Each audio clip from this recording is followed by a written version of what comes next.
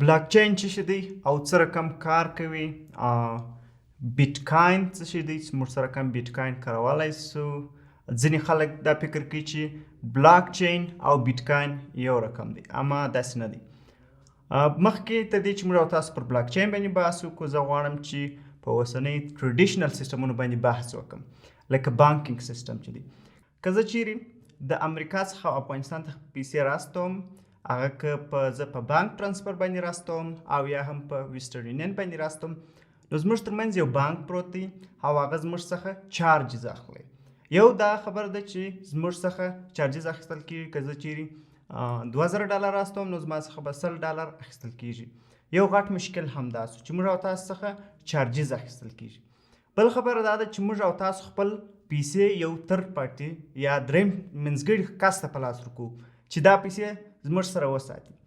خو هغه کس چې موږ پیسې په لاس ورکوو، هغه کس یو ټرسټډ پارټي یا اعتباري کس دی. خو موږ داسې هم کولی سو چې بغیر له کوم ګورنمنټ څخه، بغیر له کوم بانک څخه موږ د یو ځای څخه تر بل ځای پورې پیسې واستو. نو دا څه شی دی؟ بلاک چین. بلاک چین یو ټکنالوژي ده چې د هغه په واسطه سره موږ او تاسو کولی سو له یو کس څخه و بل کس ته کوم کریپټو کرنسي دا واستو. دې ته بلاک چین ویل کېږي. بلاک چین یوازې موږ او تاسو د کریپټو کرنسیانو لپاره نه کاروو، د مختلفو اهداف لپاره موږ او تاسو کارولی سو، ځکه چې یو خاص مشخصات د بلاک چین دا دي چې هغه پابلیک دي. هر یو کولی سي بلاک چین امپلیمنټ کړي. په ګیټ هب کې بلاک چین پروت دی، تاسو کولی سي بلاک چین امپلیمنټ کړئ خپل لپاره، خپل ډیټا هر رقم چې تاسو غواړئ منیج کړئ. د بلاک چین د نوم څخه لامل میږي چې دلته په بلاک چین کې به یو بلاک موجود وي، په هغه کې به یو ډیټا پرته وي. اوس موږ او تاسو راځو چې د بیټکاین ډیټا سره کم په یو بلاک چین کې پرته وي. د بیټکاین ډیټا په یو بلاک چین کې چې پرته ده، په هغه لکه داسې موږ او تاسو یو داسې بلاک وبولو.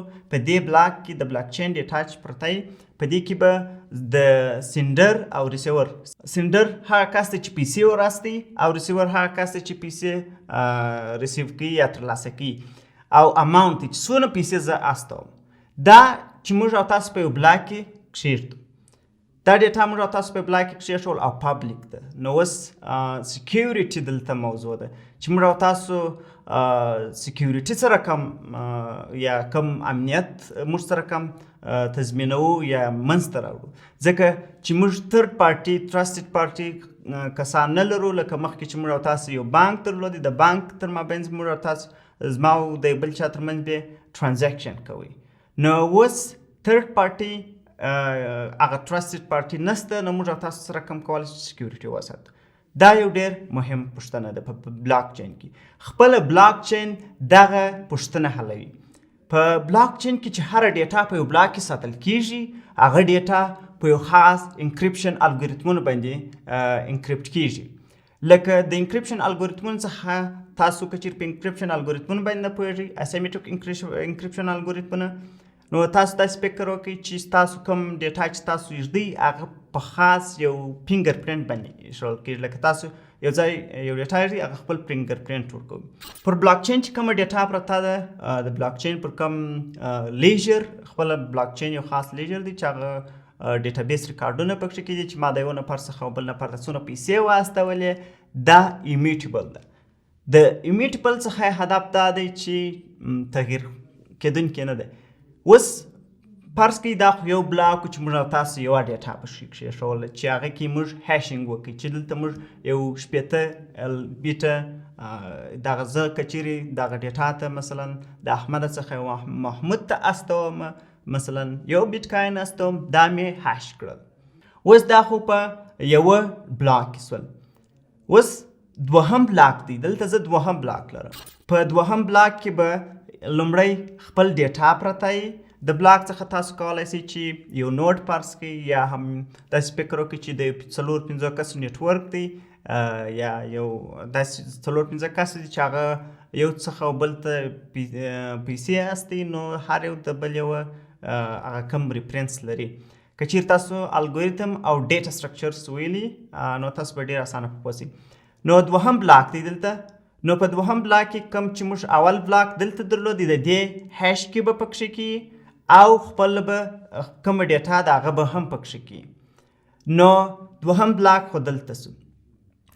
اوس که چیرې موږ څنګه پوهېدلی سو چې په کومه ډیټا چې موږ او تاسو پر بلاک چین پر پبلیک ډیسټریبیوټډ لیژر یا کوم ډیټابیس ریکارډونه دي پر هغه موږ څنګه پوهېدلی سو چې دا ډیټا کې تغییر راغلی ځکه چې پبلیک پرته ده څه رقم تغییر راځي.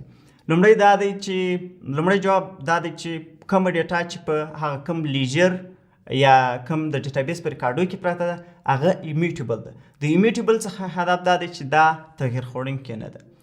دوهم پوښتنه دا ده چې که چیرې یو کس په دا لومړي بلاک کې تغییرات راولي هغه کوم هیش کې کوم چې په اډوانس په اسیمیټریک انکریپشن الګوریتمونو باندې لکه SHA 256 او همداسې SHA 512 MD5 الګوریتمونو باندې کوم ډیټا چې دلته انکریپټ شوی په لومړي بلاک کې هغه انکریپشن کوم هیشینګ چې دی هغه کې تغییر کوي. نو په دا دوم بلاک کې کوم د اول بلاک کوم ریفرنس کې چې پرته وه هغه مو سره تغییر کوي. نو په دې سره موږ او تاسو پوهېدلی سو چې په یو بلاک کې تغییر راغلی دی. ځینې وختونه داسې کېدلی سي چې هیشینګ کولیژن هم رامنځته سي خو هغه په ډېر لږو وختونو کې رامنځته کېږي چې هیش کولیژن راسي خو که چیرې زه 2 واره خپل نوم په هیش کې ثبت کړم هغه به جلا وي. دا یو بل دغه دی چې تاسو به ورسره پوه یاست. یو بل خبر دا ده چې اول بلاک او دوهم بلاک چې دلته دی دا دواړه یو له بل سره چاین دي. په چیش باندې چاین دي؟ په هیش کې باندې. لومړی بلاک چې دی د کوم دغه بلاک چې دې ته جینسیس بلاک ویل کېږي ځکه چې دی پریویس هیش کې نه لري لومړی بلاک، او دې ته دوهم بلاک چې دی په دې کې هم خپل هیش کې کوم ډیټا چې ده هم د تیر بلاک دی. دې لپاره که چیرې په اول بلاک کې تغییر راځي په دوم بلاک په هیش کې به تغییر راځي. بله خبر دا ده چې زه له یو کس څخه و بل کس ته ډیټا استوم. دلته زه څه رقم دا معلومولی سم چې دا صحیح ترانزیکشن وسو، یعنی صحیح عملیات ترسره سوله، دا ډیټا دغه یو بیټ کوین او بل کس ته واستول سو. اصلا د بلاک څخه تاسو کولی سئ چې نوټ هم هدف کړئ او همداسې که چیرې تاسو یو نیټورک د 5 کسانو تر مابینځ هغه 5 کسان هم پیر ټو پیر نیټورک ولري. پیر ټو پیر څخه هدف دا چې منځنی سرور نه وي موجود لکه کوم بانکونه چې موږ تاسو درلودله منځنی سرور نه موجود، او پیر ټو پیر یو 5 کسه نیټورک کې هغه یو له بل سره ډیټا هستي، نو دی ته بلاک خپله د نوټ په حیث هم تاسو شمېرلی سئ. نو موږ څه رقم دا ولیډیټ کولی سو یا دا د دې صحیحوالی کولی سو چې موږ د احمد څخه و محمود ته یو بیټ کوین استولی دی. د دې لپاره بیا بیټ کوینز یو خاص کنسپټ رامنځته کړی دی چې د ماینینګ په نامه کنسپټ دی. ماینینګ دا کوي چې تاسو زه له یوه کس څخه او بل کس ته کوم کاین چې استومه دا ورته ولیډیټ کوي چې دغه کوم د دې ګارنټي ماته راکوي چې دا د احمد څخه و محمود ته کوم کاین چې دی هغه استول سوی دی. موږ او تاسو پر بلاک چین باندې بحث وکړئ چې بلاک چین یو ډیسنټرلایز نیټورک دی، څه رقم کار کوي، څه رقم سیکیورټي د بلاک چین موږ او تاسو ساتلی سو، څه رقم دا ولیډیټ کولی سو چې ټرانزیکشن د یو کس څخه او بل کس استول سوی دی که نه دی استول سوی. اوس راځو کریپټو کرنسي ته. کریپټو کرنسي یو ډیجیټل کرنسي ده چې هغه هیڅ شتون نه لري، اما فیزیکلی شتون نه لري، ویرچوال یعنی خیالي یو خاص والیو لري لکه بیټ کوین یو خاص والیو لري. هیڅوک نه پوهېږي چې یو چا د بیټ کوین یو کرنسي نه دی لیدلی، نو دې ته کریپټو کرنسي ویل کېږي. خو د ډیجیټل کرنسي او کریپټو کرنسي ترمنځ یو څه فرق شته. کومه ډیجیټل کرنسي لکه بیټ کوین دا چې بیا کله د کریپټوګرافي په مرسته د دې سیکیورټي وسیله که موږ کوم انکریپشن الګوریتمونه لرو لکه SHA 256 SHA 512 MD5 د دې په مرسته د دې سیکیورټي مینټین سي، یعنې سیکیورټي وساتل سي، دې ته کریپټو کرنسي ویل کېږي. موږ او تاسو پر بلاک چین باندې ډېر بحث وکړئ. زه غواړم چې د بلاک چین 4 مشخصات تاسو ته ووایم. یو غټ مشخصات څخه دا دی چې های سیکیورټي لري، ډېره غټه سیکیورټي لري. بل دا دی چې د دوی کوم زه له یو کس څخه او بل کس ته استوم د پیسو کوم مصرف چې دی هغه کم دی. بل دا دی چې ایمیټیبل دی، یعنی کوم پیسې چې زه له یوه کس څخه او بل کس ته استوم، کوم ریکارډ چې په د بلاک چین په نیټورک کې رامنځته کیږي هغه تغییر کوونکی نه دی، ډېر به سخت وي چې تغییر وکړي. او بل دا دی چې هیکرز تر اوسه پورې نه توانېدلي چې بلاک چین نیټورک ډسټرای کړي یا مات کړي. نو پر بلاک چین نیټورک او کریپټو کرنسیانو باندې بحث وکړي چې سره کوم کار کوي، همداسې بیټ کاین د دې سټرکچر باندې پوه شولو.